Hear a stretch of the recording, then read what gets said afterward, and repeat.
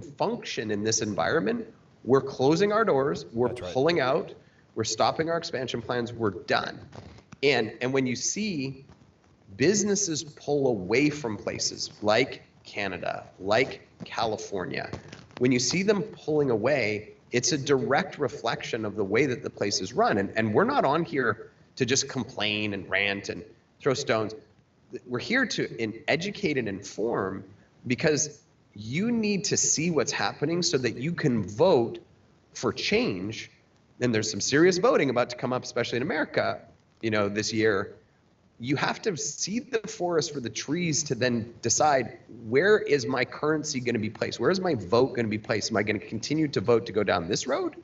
Or am I going to find somebody I can vote for that's going to take me down the other road? Because it does impact really every facet of your life. It absolutely does. And here's the thing. You also need to know what's going on, because you need to know how to insulate your business and defend your business from everything you just mentioned. So if you're a brick and mortar business and you just like to play the game of, oh, that's just an exaggeration by Fox News. Oh, that's just a conspiracy theory. So if you go that route, you're in denial, and you're using labels to let yourself off the hook to be in denial. And you're not going to be able to defend yourself, because when something hits, when a bad policy or a bad law and order guideline hits you and you weren't ready for it, you chose to look the other way.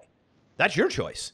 So that's one of the reasons why we'll go deep on things like business and politics and regulation, because if you're a business owner and you're not aware of, hyper aware, I should say, of business, politics, and regulation that's going on, and the little Mickey Mouse social issues that they're trying to play with also, which are usually distractions to what's really going on, then you're missing a lot. And that will definitely come back. I can't tell you how many business owners I know, Aaron, that look back and they go, how did I miss that? How did I miss that? How did I miss this? Because you weren't paying attention. You got too busy and you thought politics wasn't for you. You thought economics wasn't for you. You thought fitness wasn't for you. You're now in the worst shape of your life in that example. You thought family wasn't for you. You now don't have a relationship. Like, these are why we talk about these big topics, because if you don't know what's happening around them and you're not willing to face reality, you can never defend yourself. You can never improve, and you can never get to the next level if you don't know what's going on and you're not willing to face some hard truths along the way. And I think you make a good point there, because for me, I made this decision to be down in the Cayman Islands long before we were in this situation. Yes, I hadn't lived here before. You did. I enjoyed it here. But I also said, hey, if I'm going to have a business where all my IP is basically in the cloud, I don't have physical, I don't have pharmacies, I don't have retail stores, all my IP is digital, it's in the cloud. Right. And I've got people working all over the world, from India to, Madrid, Spain. What is the benefit of me living in this particular country? And I looked at it with a very unbiased view. You grow up in a place, your family's there, you've got you're a patriot, you've got all of those things that are naturally baked into you. I tried to be unbiased, and I said, well, I want to live in a place that the weather's great every day. Okay, checkbox. I want to live in a place that feels like a small town. Okay, checkbox.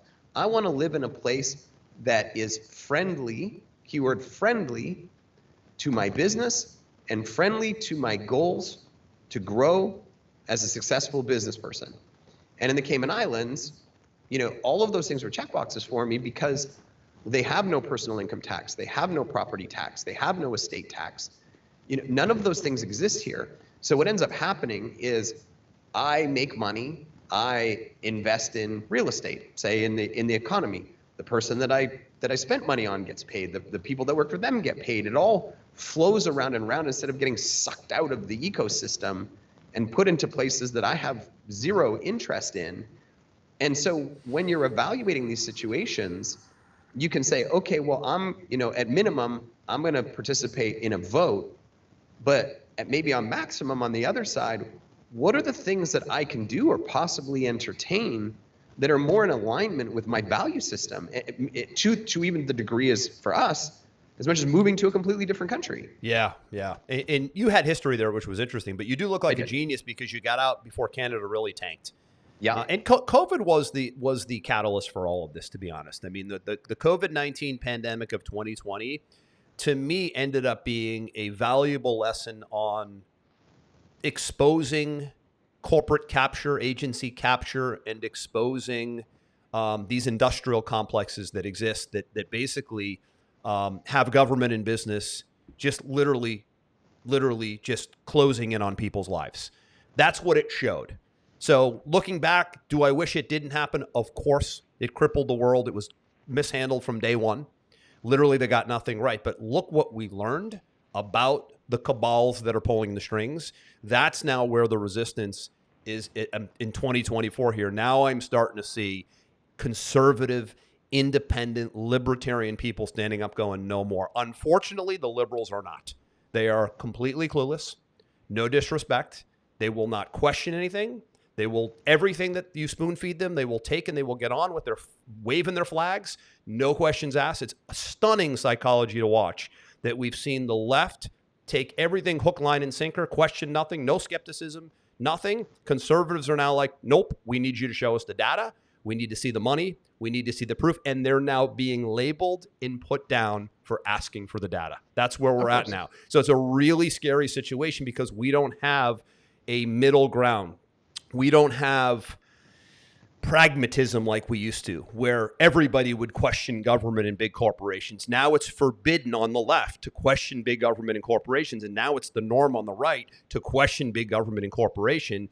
So that's a very big problem for society, which leads me to believe there's going to be some severe social unrest and civil unrest. You take the immigration thing, illegal migration, I should say, and you throw 11 million people into the height of social unrest that exists already within. And I think you have a trifecta war that's about to happen, which scares me the most.